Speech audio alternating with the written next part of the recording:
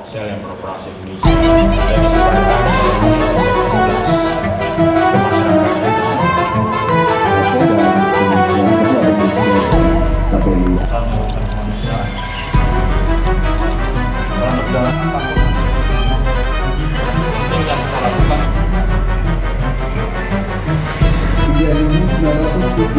Warga sekolah terlibat evakuasi beberapa kali. Kekuatan gempa yang terjadi berada di Samudra Hindia pada kedalaman sekitar 10 km.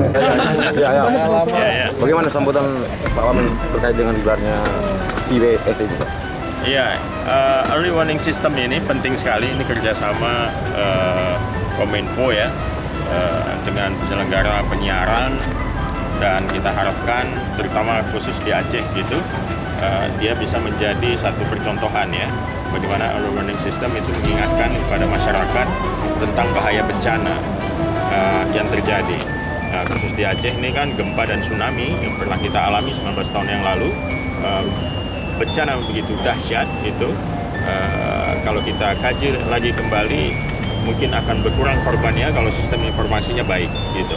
Nah, kalau kita evaluasi dari kejadian 19 tahun yang lalu itu, banyak masyarakat tidak mengetahui bahwa ada tsunami yang akan menggulung.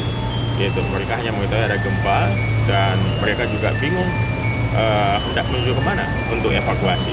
Nah, sistem deteksi dini ini dan sistem peringatan dini, early warning system, yang disiarkan di semua channel perangkat komunikasi ya, baik televisi maupun nanti juga ke telepon genggam dan lain sebagainya. Nah, ini akan sangat berguna gitu, memberikan peringatan kepada masyarakat sehingga masyarakat tanggap terhadap bencana dan tahu apa yang harus dilakukan. Seperti yang Anda saksikan di berbahagia adalah status siaga, akan tampil di layar televisi Anda seperti ini.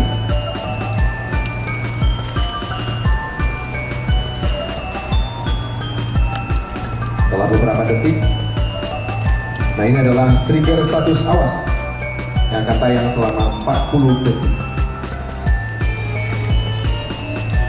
Ini adalah simulasi yang nantinya jika ada bencana akan ditayangkan seperti ini. Jika seperti ini, full layar di televisi Anda, ini adalah trigger status awas selama 40 detik.